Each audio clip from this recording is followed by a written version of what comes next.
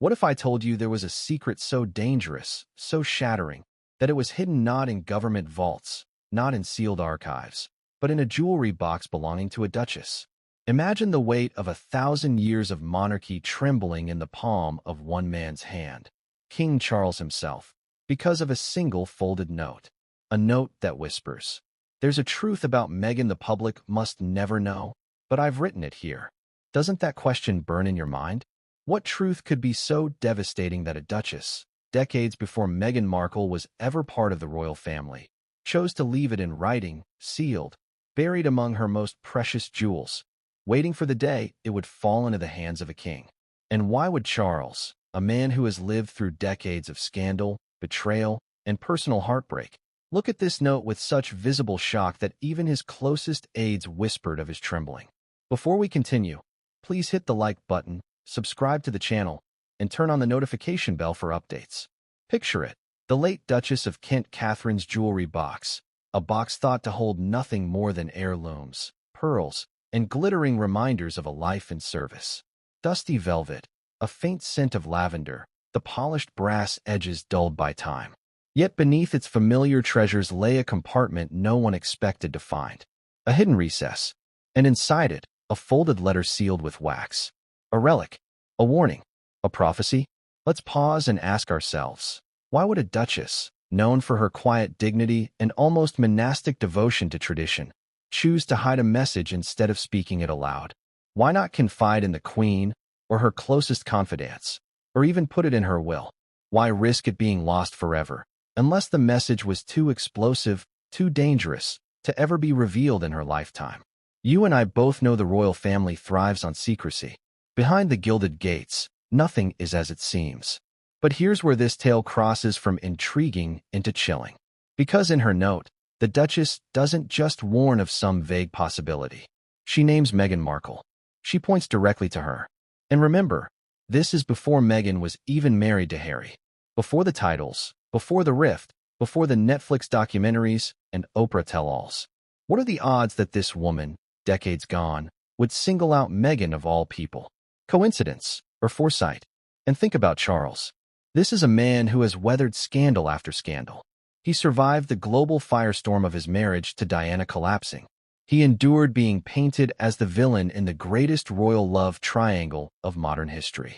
He should be numb to whispers and rumors by now. But when he read this note, when he saw Meghan's name connected to a secret branded too dangerous for public eyes, he reportedly staggered. This wasn't routine palace gossip. This was a revelation that rattled him to his very core. Now you might ask, what kind of secret could carry such weight? Was it about Meghan's past? A hidden connection she's kept from the world? Was it something to do with her family? Or something deeper, something tied to the monarchy itself? A truth that could topple centuries of carefully preserved tradition with just a few words? And here's the irony. Royal watchers, historians, insiders, they'll tell you again and again. The monarchy is a house built not just on power, but on perception. Once the public loses faith, once cracks appear in the polished surface, the entire edifice begins to crumble. If the Duchess's note truly contained a revelation so destructive that she feared its disclosure could destroy the crown, then what Charles read was not just gossip. It was a ticking time bomb. Close your eyes for a moment and imagine Charles holding that letter, his knuckles white as he grips the fragile parchment, the words echoing in his mind, his heart pounding in his chest, the room silent except for the sound of his own shallow breathing. Can you feel it? That moment when a man realizes the weight of the throne he sits on could be shattered by the contents of a single page? But here's what twists the knife. Inside the note is a sealed section. Not just a line or two, but a folded, sealed portion marked specifically for Charles's eyes alone. The Duchess wasn't vague. She wasn't careless. She intentionally created a locked compartment within her own confession, a final layer of protection for a truth she knew could not be exposed lightly. What could possibly be inside that sealed section? That's the question that has haunted Charles ever since. And that's the question that should haunt every one of us. Because if the monarchy has survived world wars, abdications, assassinations, divorces, and endless scandal, but this secret is deemed too devastating to ever see daylight, then what does that tell us about its power? Think of the contradictions here. Meghan Markle, An actress, a divorcee, a woman who walked into the royal family and sparked headlines across the globe.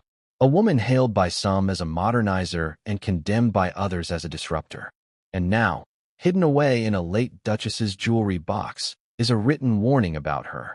A note that declares her name in ink long before she was a duchess. Doesn't that make you wonder whether this was coincidence or prophecy? And the timing? Oh, the timing. Because now, as Charles faces health struggles, as William steps further into the spotlight, as Harry and Meghan remain both close and distant, depending on the week, this letter reappears. It surfaces not in the calm of stability, but in the turbulence of a monarchy fighting to survive in the modern world.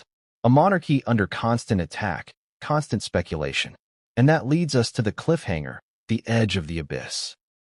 Because after reading that note, after seeing Meghan's name, after glimpsing the sealed section meant only for him, Charles reportedly whispered words that chilled the room.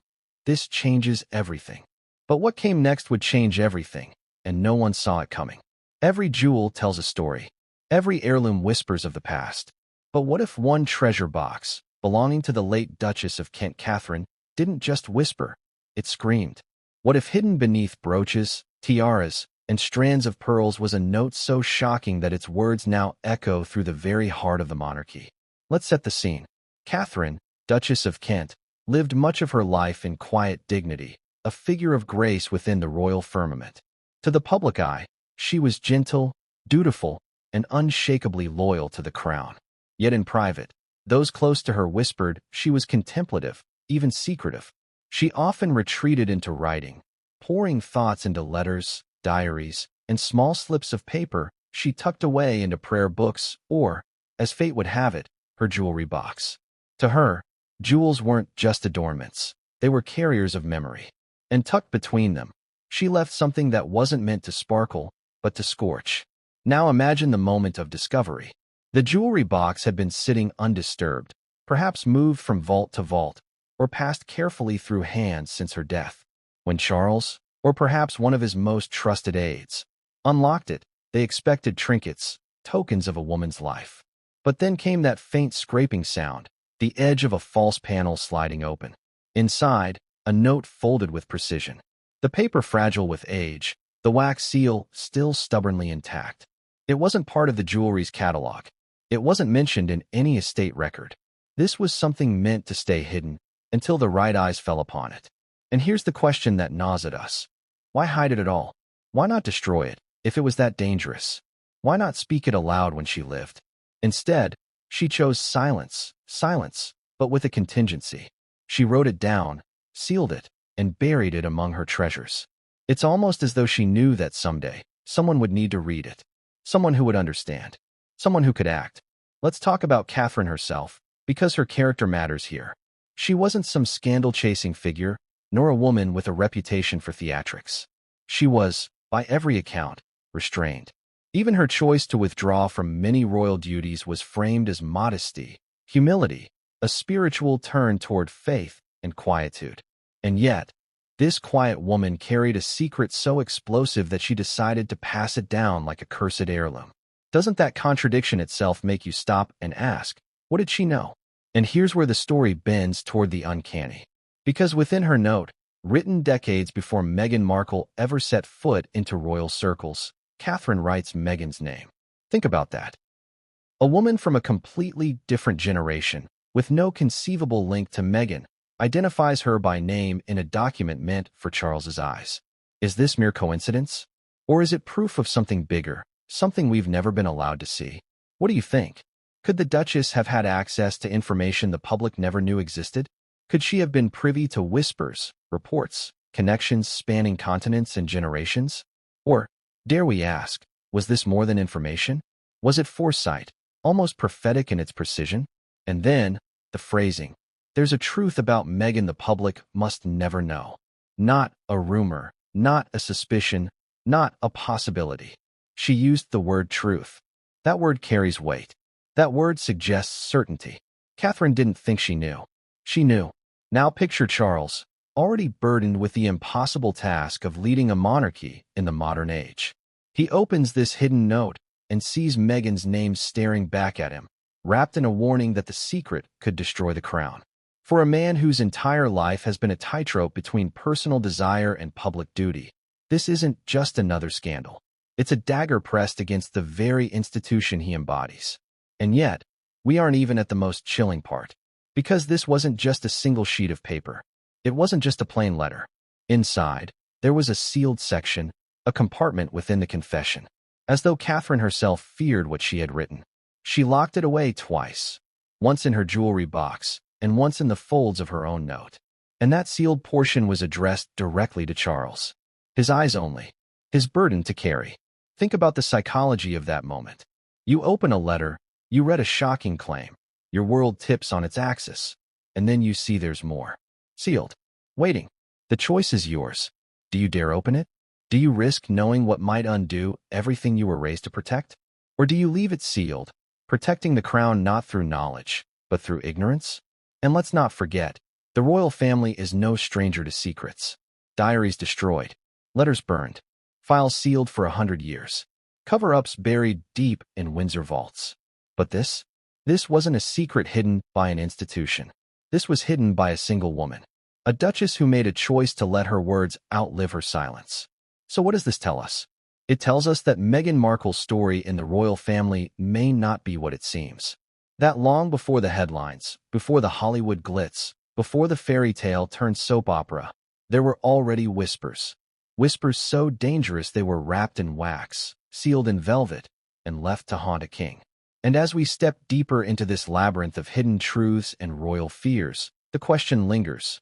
What did the Duchess really know about Meghan Markle? Because what comes next doesn't just tug at the edges of rumor. It plunges us straight into the realm of secrets so potent they could alter history. But what came next would change everything, and no one saw it coming. What secret lies behind a jeweled clasp? What warning was buried not in speeches, not in the pomp of Parliament, but in silence, hidden away beneath velvet and gold? Chapter 1 left us staring at a trembling king and a sealed letter. Now, let's rewind and step into the life of the woman whose hand wrote that chilling note. Katherine, Duchess of Kent. Because to understand the gravity of her words, we must first understand her legacy.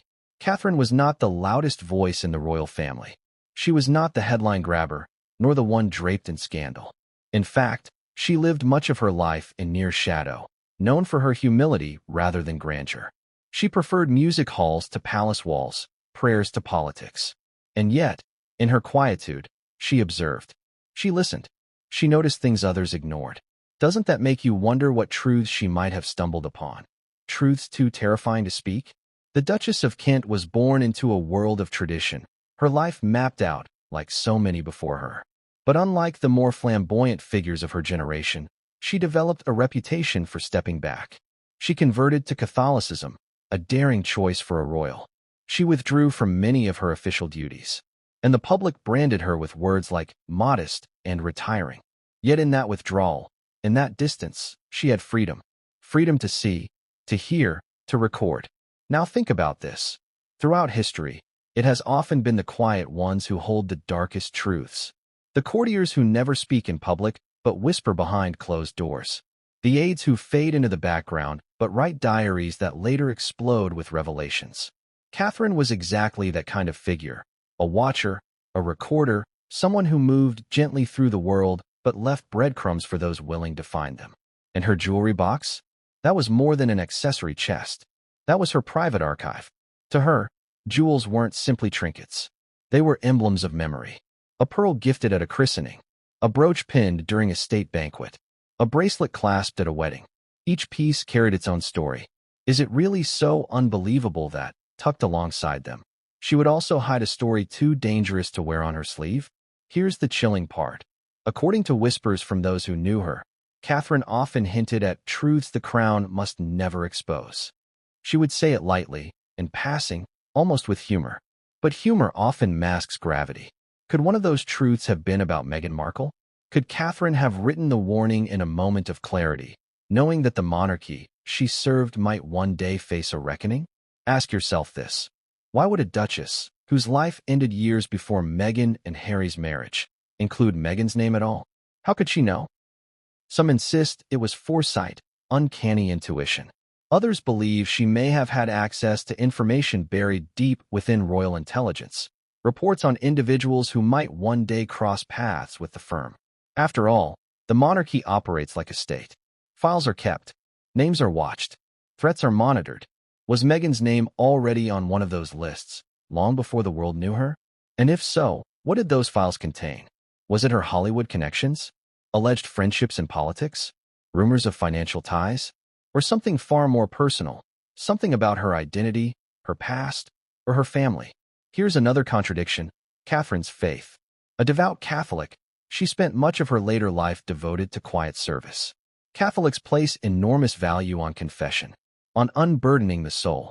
Could her letter have been her version of confession, writing down the truth she could not speak aloud, locking it away where only the right eyes would find it? Let's not forget the symbolism of her choice. She didn't hide the letter in a desk drawer. She didn't seal it in a vault.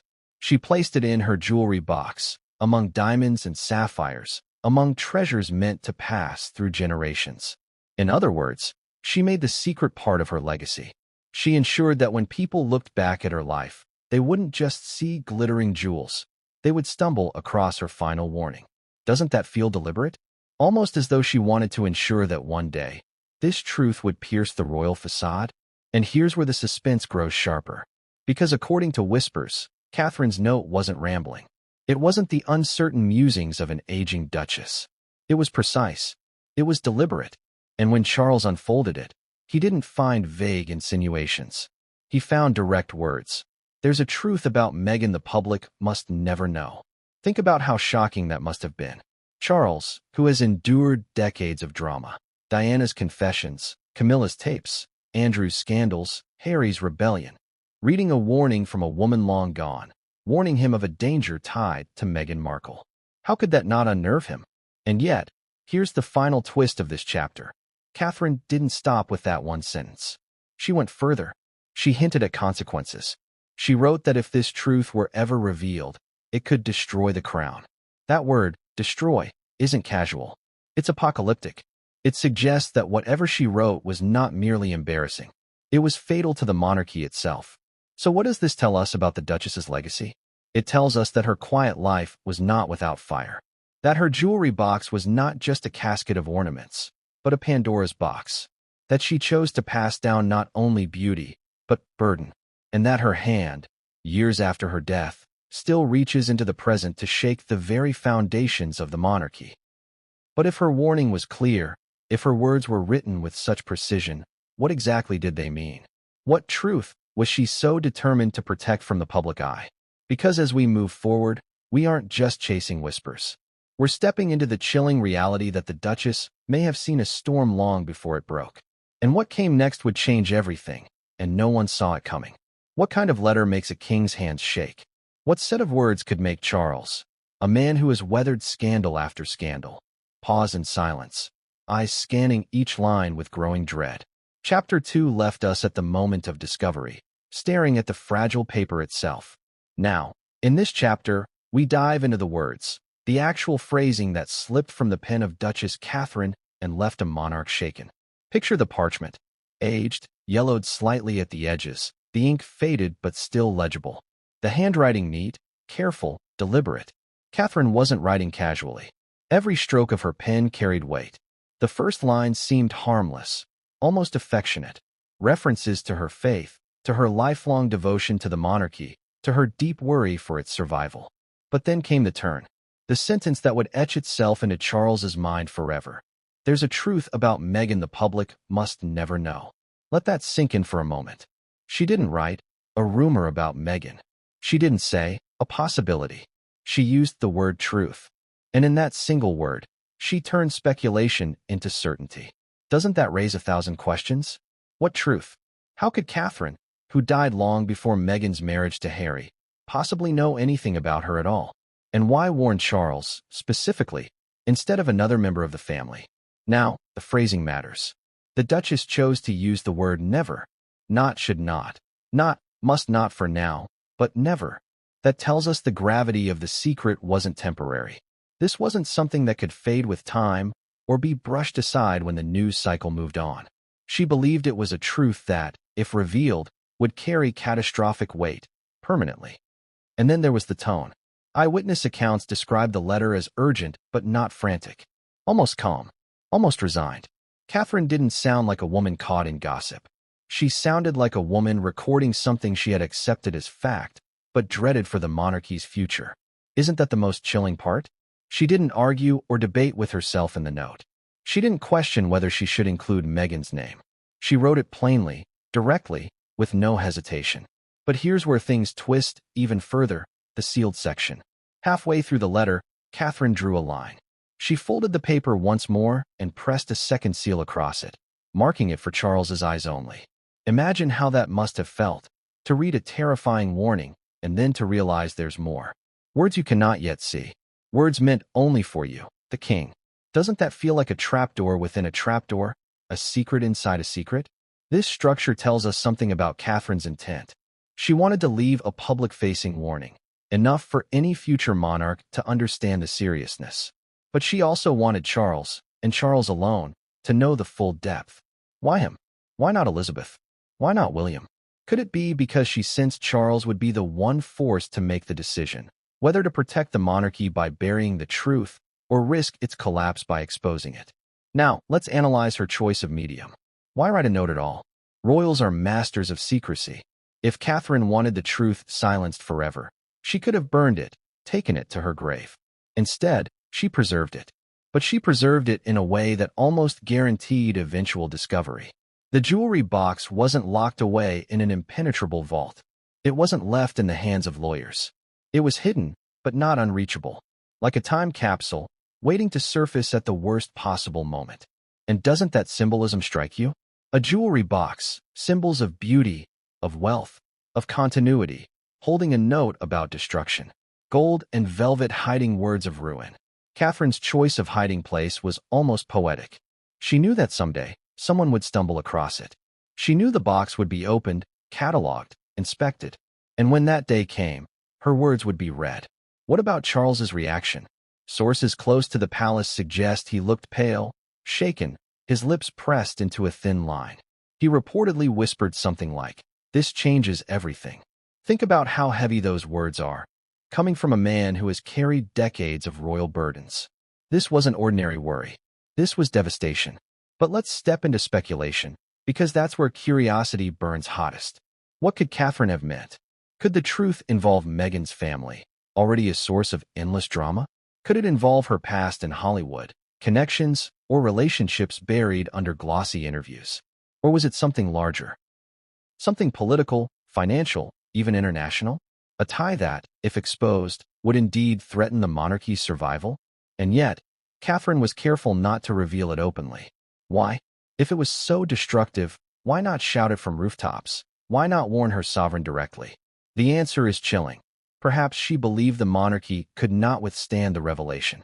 Perhaps she trusted Charles would know when, or if, it could ever be revealed. Perhaps she feared even writing it down in full view was too dangerous. That brings us back to the sealed section. That piece of the letter Charles has, and we do not. And here's the most terrifying thought. If the unsealed portion already warns of a truth that could destroy the crown, then what horrors lie in the sealed part? What detail was so dangerous Catherine couldn't even risk another monarch reading it by accident?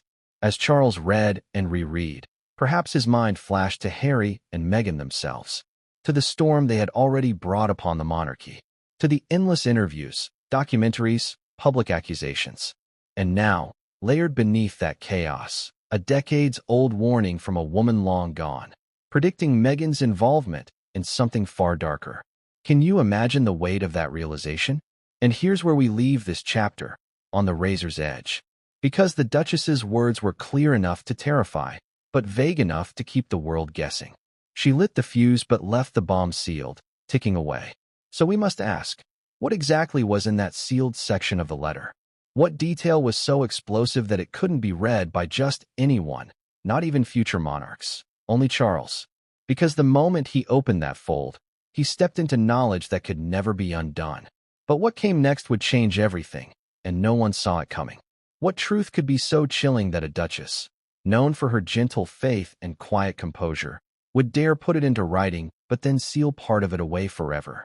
Chapter 3 left us dangling at that sealed fold of parchment, an inner chamber of secrets inside the Duchess's letter. Now, let us step back and look at the historical stage upon which this moment sits. Because to truly feel the weight of Catherine's words, we must compare them with the letters, diaries, and confessions of royals who came before.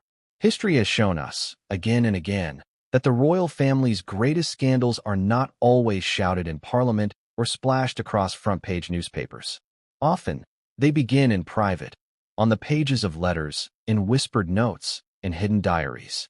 Catherine's letter fits into this haunting tradition, one where paper and ink carry the power to shake a throne. Consider Edward VIII and Wallis Simpson. Long before he abdicated, long before the public learned of his infatuation, letters revealed his devotion to her.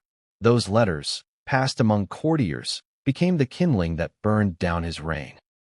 Words written in intimacy ended up toppling a king. Doesn't that echo in Catherine's choice? A letter, hidden in a box, left behind to destabilize the monarchy decades later? Think, too, of Princess Diana. Her secret tapes, her candid letters, her desperate warnings that they were plotting against her.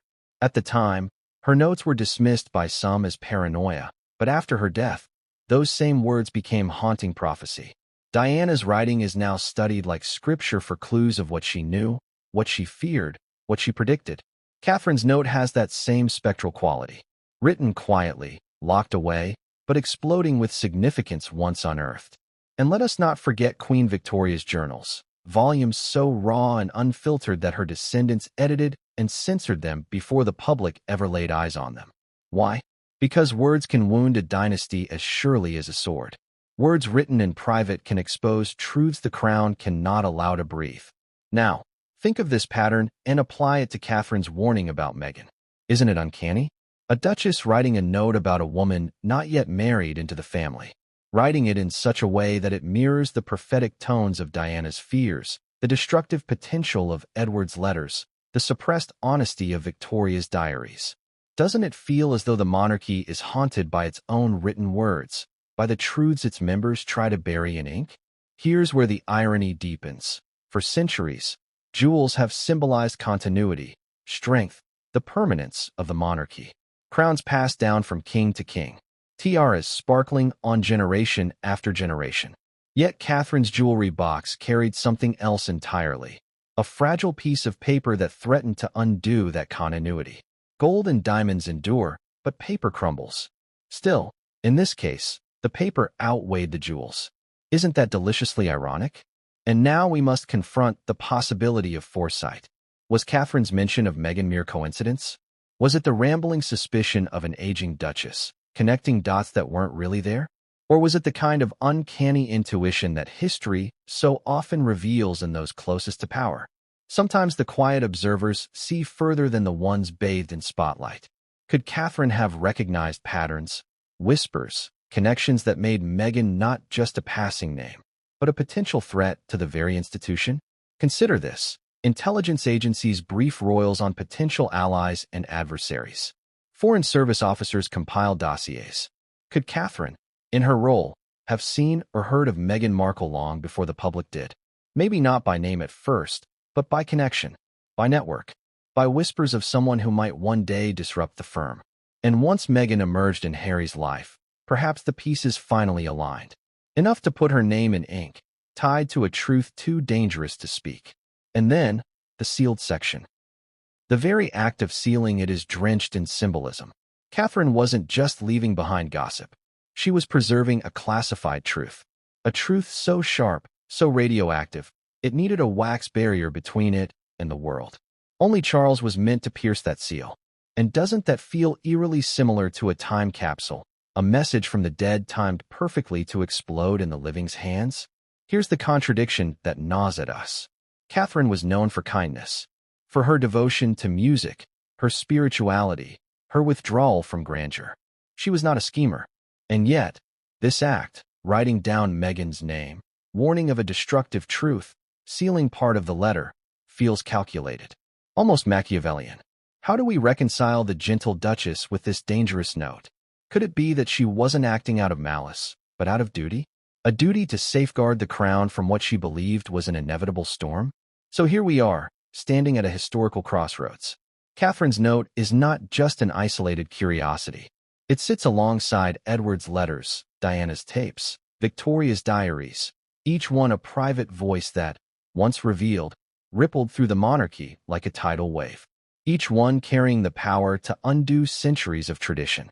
And if history has taught us anything, it's this: royal secrets never stay buried forever.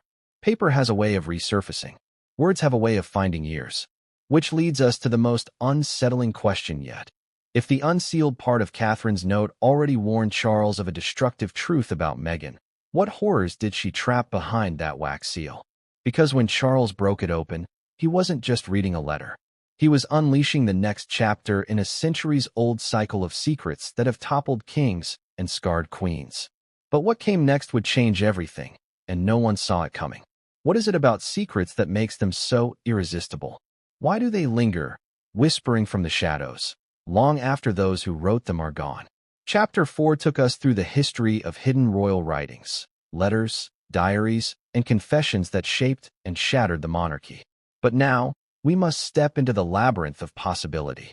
Because if Catherine, Duchess of Kent, warned of a devastating truth about Meghan Markle, what exactly could it be?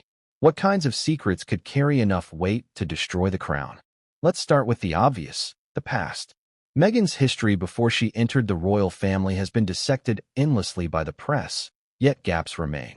Gaps wide enough for speculation to grow like weeds. Could the Duchess's note point to hidden ties from Meghan's Hollywood years? Connections to people or institutions that, if revealed, would not just embarrass her, but stain the monarchy by association? Imagine for a moment if there were financial entanglements, shadowy backers, or secret deals written into her past. Wouldn't the crown fear such revelations, knowing how quickly perception can shift? But perhaps it wasn't about money. Perhaps it was about politics. Meghan has always been outspoken, unafraid to speak her mind on issues of race, gender, and power. Admirable to many, but dangerous to a monarchy that survives by neutrality.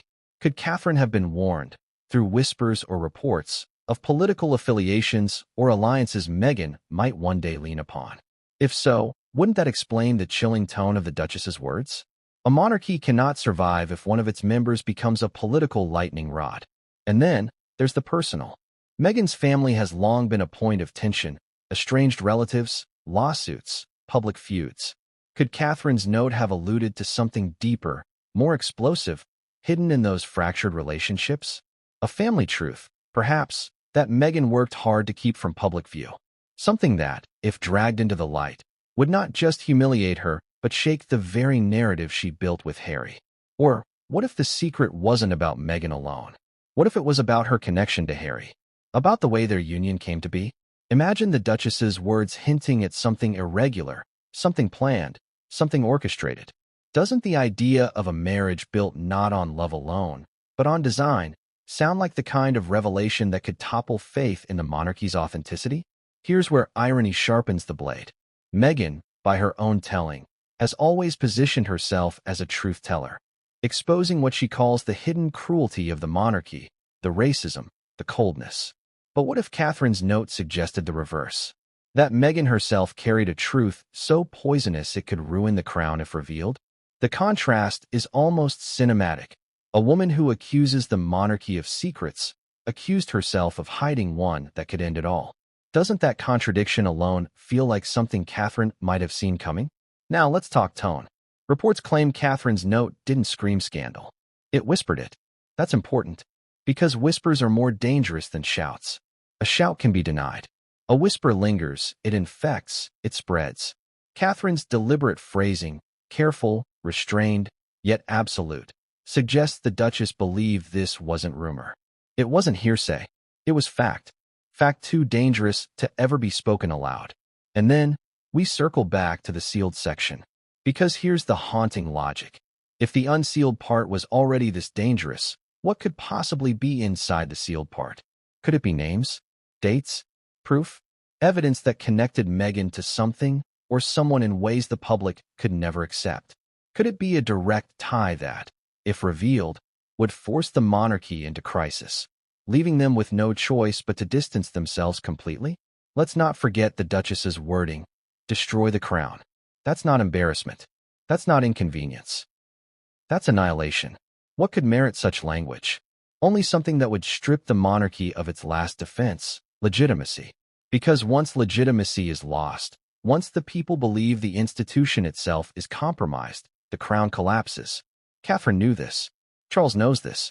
And now, because of that note, we know it too. Ask yourself, if you were king, would you dare to read beyond that seal? Would you take on knowledge that could undo not just your reign, but the entire 1,000-year legacy of your family? Or would you protect the crown through silence, pretending ignorance was strength? And yet, Charles did read it. He broke the seal. He let the words seep into his mind. He let the Duchess's prophecy weigh on his soul. And once he did, there was no turning back. Because when Charles read the sealed section, he crossed a line from suspicion into certainty. And what came next would change everything, and no one saw it coming. What happens when you hold in your hands a letter that feels more like a weapon than a warning? Chapter 5 left us with Charles breaking the seal, stepping into forbidden knowledge written decades before. Now we move closer into the heart of that moment, the sealed section itself. The part Catherine, Duchess of Kent, marked for Charles's eyes only. A section whispered to be so devastating that even in her silence, she wrapped it in wax to contain its fire. Imagine it. Charles sits alone. The box open. The first part of the letter already etched into his thoughts. His fingers tremble as they trace the second seal. Thick, deliberate, untouched since Catherine pressed it shut. His breath catches. Does he dare? For a moment, he might even hesitate, hearing echoes of the past. How Diana's words destroyed illusions. How Edward VIII's letters brought down a crown. And then, with one sharp crack, the seal is broken. Inside, the tone shifts. Catherine's earlier words were cautious, guarded. But here, in the sealed section, her writing becomes sharper, almost urgent. She doesn't write like a woman speculating. She writes like a woman recording knowledge. She claims the truth she writes could, if ever exposed, unravel the monarchy completely. Now let's pause. What could such a truth be? We can't know the exact words, but we can weigh the possibilities, and each one is darker than the last. Could it be about Meghan's identity? Something about her origins, her lineage, her family ties? Imagine the chaos if Catherine wrote that Meghan's background held a connection that would be intolerable for the monarchy, a revelation so incendiary it could shatter the illusion of unity. Or perhaps it was about Meghan's connections. Hollywood is glamorous, but it is also political, financial, and powerful. Could Catherine's sealed note have hinted at links between Meghan and figures or organizations the monarchy could never be seen aligned with? Foreign governments? Wealthy backers with agendas? Could it have been proof that Meghan's entry into the royal family wasn't pure chance, but part of a web already spinning decades earlier? And then there's the most chilling possibility, that the truth wasn't just about Meghan, but about Harry and Meghan together. Something about their union, the timing of their relationship, the circumstances that brought them together. Was it love at first sight, as they tell the world? Or was there something engineered about it, something guided from the shadows? If Catherine's note suggested that Meghan's place beside Harry was not coincidence, but calculation, wouldn't that explain Charles's devastation? But here's the cruel twist. Charles couldn't share it. He couldn't cry out. He couldn't tell William. He couldn't confront Harry. To do so would be to acknowledge the truth, and acknowledging it would give it power. So what did he do? According to whispers, he locked it away. He folded the letter again, sealed it in a royal vault, and carried the weight in silence. And isn't that the cruelest fate of all?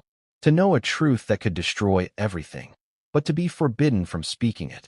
To live day after day, watching Meghan smile before cameras, watching Harry defend her fiercely, all while knowing what Catherine's letter had revealed. To sit in coronations, in family gatherings, in state occasions, knowing that hidden in your private vault was a letter predicting all of this, predicting Meghan's arrival and branding her a danger to the crown. Think of the psychology of that silence. Charles, a man already carrying guilt and grief from his past, now burdened with a secret so toxic it could not be released. Every time Meghan's name crossed his desk, every time her image flashed across the news, he must have thought of Catherine's words. Doesn't it make you wonder? Did Charles's demeanor toward Meghan change after reading the letter?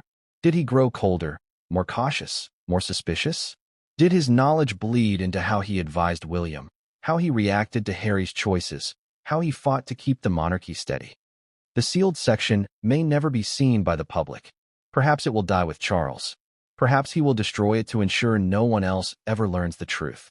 But the fact remains, the Duchess of Kent believed this secret so powerful, so destructive, that she preserved it.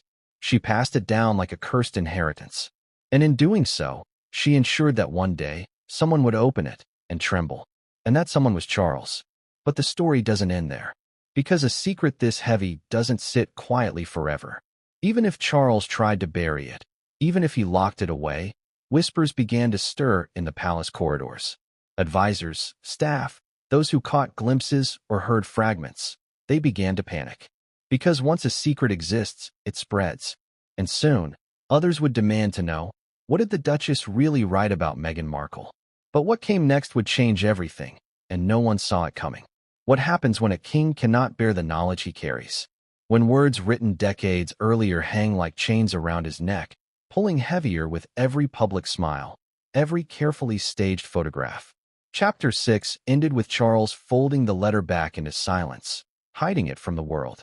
But no secret of this magnitude stays buried for long. And in Chapter 7, we turn to the impact of that sealed section, not on the world at large, but on Charles himself. Imagine the man alone in his study at Clarence House, or pacing in a private chamber at Balmoral. The lights dim, the night quiet. He pulls out the letter once more, eyes scanning the Duchess's words, the ink dark against yellowing parchment. Each reading doesn't soothe his curiosity, it deepens the wound. Because once you know, you cannot unknow. Once you see the truth, you cannot erase it from your mind. Doesn't that make you wonder how he slept at night after reading it?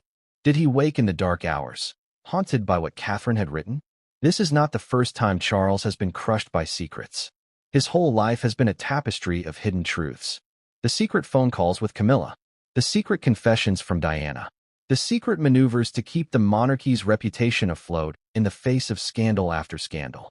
He has always lived under the motto, protect the crown at all costs. But this was different. This wasn't about reputation. This was about survival. And survival means choices. Hard ones. Did Charles consider telling William? After all, William is heir, the future of the monarchy. Surely he deserves to know what threat looms over the crown.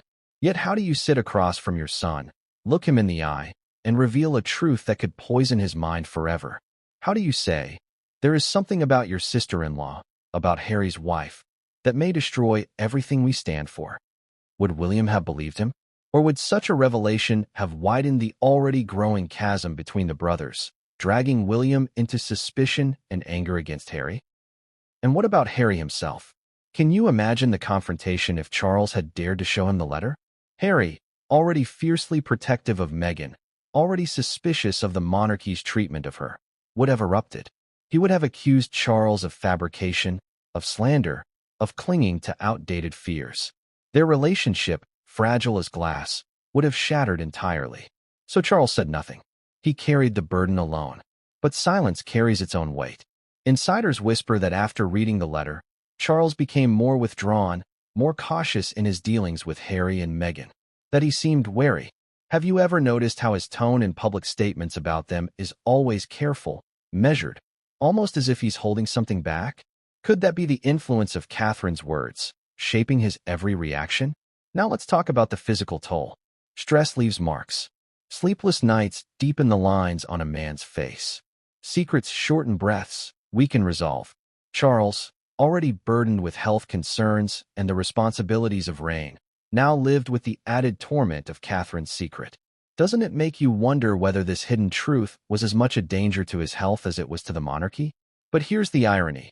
The monarchy thrives on secrets. Charles has spent a lifetime watching secrets weaponized, silenced, or buried. And yet this one felt different. Why? Because this one came not from a tabloid, not from a journalist, not even from a disgruntled insider. It came from a duchess, a woman of faith and duty, a woman whose reputation was built on modesty and honesty. If she wrote it, if she sealed it, it wasn't idle gossip. It was truth. That alone made it impossible to dismiss. And here lies the cliffhanger. What does a king do with knowledge too poisonous to share, too heavy to carry, too dangerous to expose? He may lock it away in vaults. He may tell no one. He may even try to pretend it doesn't exist. But deep down, Charles must know the truth will find a way. It always does. And soon, others in the palace began to sense that something was wrong. They saw the change in him. They heard whispers of a letter. And like sparks in dry grass, those whispers began to spread. Because secrets, once written, never truly stay hidden. But what came next would change everything, and no one saw it coming. What is more dangerous than a secret? A secret that begins to leak. Chapter 7 left us inside Charles's torment, the private struggle of a man who knew too much and spoke too little. But here in Chapter 8, the focus shifts. Because knowledge, no matter how carefully locked away, has a way of seeping out. And when the truth involves Meghan Markle, every whisper becomes a wildfire. Picture the corridors of Buckingham Palace, polished floors, hushed footsteps, portraits of ancestors gazing down like silent judges. These walls have contained centuries of scandal, yet they've also magnified it. Servants overhear. Advisors speculate. Courtiers connect dots. And soon, the whispers of the Duchess's letter begin to circulate among the inner circle. Did you hear? The late Duchess of Kent left behind something. They say His Majesty read it alone. It mentioned Meghan. Not full sentences. Not full truths. Just fragments. And fragments are often more dangerous than the whole. Because here's what happens when whispers escape. The imagination does the rest. Each listener fills the gaps with their own theories, their own suspicions. And when it comes to Meghan, the world already has 1,000 stories waiting to be believed. Now, let's step outside the palace gates. The public has always sensed contradictions in Meghan's story. Admirers call her a trailblazer, a breath of modern air in a stuffy institution. Critics paint her as manipulative, divisive, a threat to tradition. Into this battlefield of opinion drops a whisper. There's a letter. It names her. It warns she could destroy the crown. Can you imagine the frenzy? Think of how tabloids would leap on such a rumor. Headlines in bold. Secret letter links Meghan to royal fears. King Charles shaken by warning from the past. And yet, the details would remain hidden. No one would know exactly what was written, only that something existed. And that is far worse than clarity. Because when people don't know, they speculate. They imagine. They amplify. Now consider Meghan herself. How would she react to learning that her name was written in a dead duchess's hand, decades before she joined the family? Shock, outrage, or something colder, a calculation about how to spin it, how to deny it, how to weaponize it as proof of what she already claims, that the monarchy was never on her side. Would she call it a smear? Would she point to it as evidence of prejudice? Or would she, deep down, fear that someone knew something she'd fought to bury? And what of Harry? Fierce, emotional, defensive Harry. For a man who already believes his family betrayed him and his wife, the idea of a letter condemning Meghan would be intolerable. He would rage against Charles. He would accuse the palace of inventing lies to destroy them. Can you imagine the confrontations behind closed doors? The slammed doors, the shouting, the tears? Meanwhile, William watches from the sidelines. The heir, the steady one, the man who must hold the monarchy's image together. If he heard of this letter, if he even suspected its contents, how would that affect his view of Meghan, of Harry, of the future? Would it harden him, make him even more determined to shield the monarchy from Harry's branch of the family? Would it drive the wedge between brothers deeper still? And then there are the advisors. Palace aides have one job: protect the institution. If the whispers reached them, and they surely did, they would panic. Destroy the letter, some would urge. Bury it before it leaks. But others might argue, keep it safe. We may need it as leverage one day. Isn't that the cruel irony? A letter meant as a warning becomes a weapon, a bargaining chip in the chess game of monarchy. Here's the danger. Once more than one person knows, the secret is no longer a secret. It becomes a shadow in every room, a tension in every meeting. And that shadow grew. Because as Charles struggled to contain the weight of Catherine's words, the very act of hiding it drew attention. The more he guarded, the more others suspected. And soon, even those beyond the palace began to hear the faintest echoes. Tabloid editors, former courtiers, royal biographers, people who live and breathe scandal. They don't need the whole truth to sell a story. They only need a whiff. And with Meghan, every whiff becomes a storm. So here we are, an aging king burdened with a secret he cannot speak, a family fractured by suspicion, a monarchy already wobbling under modern pressures. And in the middle of it all, a dead duchess's letter, a sealed section, and the name of Meghan Markle. But here's the cliffhanger, because soon, fragments of the sealed section itself begin to leak. Not the whole, just a phrase, just enough to set the world ablaze. And what came next would change everything, and no one saw it coming. What phrase could ignite a firestorm with just a handful of words? Chapter 8 left us with whispers slipping beyond palace walls, rumors of a letter, speculation of Meghan's name, advisors panicking in hushed voices. But in Chapter 9, the storm breaks wider. A fragment, just one line from the sealed section, slips into the world. And it is enough to send Buckingham Palace into chaos. Imagine the scene. A tabloid editor receives a call late at night. A hushed voice, unwilling to give a name, whispers a sentence allegedly lifted from the sealed part of Catherine's note. The editor freezes, repeats it back, writes it down, heart racing. If true, it's dynamite. If false, it's still gold. The press thrives on suggestion, and here, suggestion is all they need. By morning, the headline screams across front pages, devastating secret. Duchess's letter names Meghan. And beneath it, the phrase. Not the whole letter. Not the full detail. Just a sentence fragment. Her connection is deeper than anyone knows. That's all it takes. One line. Vague, shadowy, but dripping with implication. What connection? To whom? To what? The public is left to guess, and guess they do. Theories multiply like sparks in dry grass. Some whisper about politics.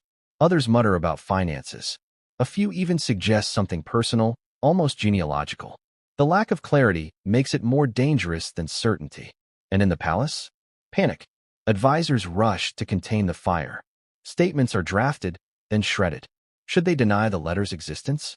Should they dismiss it as fabrication? Or would denial only make it worse, confirming that something truly exists? One aide is said to have muttered, "This is the Andrew crisis all over again." But worse, because this time, the threat isn't from outside. It's written in our own hand. Now imagine Charles. His face pale, his jaw tight. He recognizes the phrase. It's genuine. Somehow, someone close enough to glimpse the sealed section has let it slip. Or worse, someone who should never have known has pieced it together. And for Charles, the nightmare begins again. Because if one line has escaped, what stops the rest from following? And Meghan? She explodes. Publicly, she calls it vile gossip. She accuses the press of manufacturing lies to destroy her. She hints that palace insiders are behind the leak, fueling the narrative that the monarchy has always been against her. But privately, she's furious. Furious that her name is once again tied to whispers of darkness she cannot control. Furious that a woman long dead could reach from the grave to damage her image. Harry is even worse. His anger is volcanic. He confronts aides, demands answers from Charles, rages against William, accuses the institution itself of orchestrating the leak. His voice, already estranged from the family, now becomes openly hostile. "This is why we left," he shouts. "This is proof. They've been against Meghan from the start." And William? His silence speaks volumes. He watches, calculating. The phrase, "her connection is deeper than anyone knows," lodges in his mind. Does it mean Meghan's ties are dangerous? Does it mean his brother's wife poses a real threat to the stability of the monarchy he will one day inherit? For William, the line confirms what he already suspects. Harry's marriage has become the monarchy's greatest liability. The public reaction is even more dramatic. Social media erupts with hashtags. Theories flood forums. Some demand transparency. If there's a letter, release it all. Others defend Meghan fiercely, calling it another smear campaign. The crown finds itself caught in a storm it cannot calm. Because how do you fight a ghost? How do you silence a woman who's been dead for decades, but whose words now roar louder than ever? And here's the cruelest twist. Every attempt to control the narrative only fans the flames. Denials sound weak. Silence sounds guilty. And every interview Meghan gives, every statement Harry makes, is seen through the lens of the letter. Suddenly, the monarchy is no longer in control of its own story. Catherine's ghost is. So the question becomes, what happens when more than just a line escapes? If one fragment has slipped into the world, can the rest be far behind? Because once the seal is broken, even partially, the truth has a way of bleeding out. But what came next would change everything, and no one saw it coming. What happens when the walls of Buckingham Palace shake, not from protests outside, but from whispers within? Chapter 9 ended with a phrase from the sealed section of Catherine's note leaking into the press. Her connection is deeper than anyone knows. Just 7 words, yet they spread like wildfire. And in Chapter 10, the storm turns inward, splitting the royal brothers apart like never before. Picture the moment. William summons Charles for a private conversation. His face is grave, his voice measured. Is it true, he asks. Is there really a letter? Did Catherine write it? Charles hesitates. He doesn't want to lie, but he cannot reveal the full truth either. His silence is enough. William understands that the whispers have substance. And in that moment, something inside him hardens. For William, protecting the monarchy is no longer just duty. It is survival. Now shift to Harry. He is incandescent with fury. He storms into conversations, demanding to know why his wife's name is being dragged through the mud by his own family. You're letting this destroy her, he shouts. You've hated her from the start. He accuses Charles of planting the leak, of manipulating the press against Meghan. His voice trembles, not just with rage, but with fear that even he cannot control the narrative anymore. And here lies the tragic irony. The letter itself might never have seen daylight if not for the brothers' feud. But William and Harry, already divided, now weaponize the rumor in their private war. William believes the phrase proves Meghan is dangerous. Harry believes it proves the monarchy is corrupt. And in their battle, the monarchy itself teeters. Advisors scramble. Some urge Charles to reveal the letter fully, to end speculation with clarity. But others argue the opposite. If the sealed section comes out, we're finished. Can you imagine that tension? Rooms filled with the most powerful advisors in the kingdom, yet paralyzed because a dead duchess's words hold them hostage. And what of Meghan? She plays both sides. Publicly, she cries foul. She frames the leak as proof of institutional cruelty, as evidence of what she has endured. But privately, she urges Harry to fight harder. She whispers to him that William is using the letter to drive them out forever. You see, she tells him, they'll never accept us. They'll destroy us if they can. Every tear, every accusation fuels Harry's fire. Meanwhile, William confides in Kate. The future queen listens in silence, her face unreadable. But those close to her whisper that Kate has always been wary of Meghan. For her, the letter is not shocking, it is confirmation. And so, she supports William's growing conviction. Distance must be kept. Here's where the story twists deeper. In one heated exchange, Harry demands to see the letter himself. Imagine Charles's face, drained of color, his hand clutching the edge of his desk. You cannot, he says firmly. It was not meant for your eyes. But Harry won't relent. He insists the letter is a fabrication, a manipulation designed to smear Meghan. When Charles refuses, Harry storms out, shouting that the monarchy has betrayed him once and for all. Doesn't it feel inevitable? That a family already divided by grief, duty, and jealousy would finally shatter under the weight of a ghostly warning? Catherine's note didn't just predict a truth. It created one. Her words, sealed in silence, now echo through every conversation, every look, every strained smile between father and sons. And as the brothers' relationship collapses, the world begins to watch not just Meghan, but the monarchy itself. For if William and Harry cannot reconcile, what future does the crown really have? Can the institution survive when its heirs are at war, and when the weapon between them is a secret penned by a duchess long dead? But here's the cliffhanger. In the midst of this chaos, an even darker rumor surfaces. Not just a phrase, but a claim that the sealed section contains proof. Proof that Meghan's role in the royal family was never chance at all. And what came next would change everything, and no one saw it coming. What if the marriage that shook the monarchy wasn't destiny at all, but design? Chapter 10 ended with the brothers clashing, their feud sharpened by a ghost's warning. But in Chapter 11, the whispers push beyond palace gates and straight into the public arena. A chilling claim emerges, that the sealed section of Catherine's note doesn't just mention Meghan. It suggests her place in the royal family was no accident. Now picture the scene. Reporters huddle outside Buckingham Palace, cameras flashing, microphones thrust forward, voices colliding in a frenzy. Is it true? Did the Duchess of Kent predict Meghan Markle's arrival? What does the king know? The palace issues silence, but silence is its own answer. Because the more they refuse to comment, the louder the speculation grows.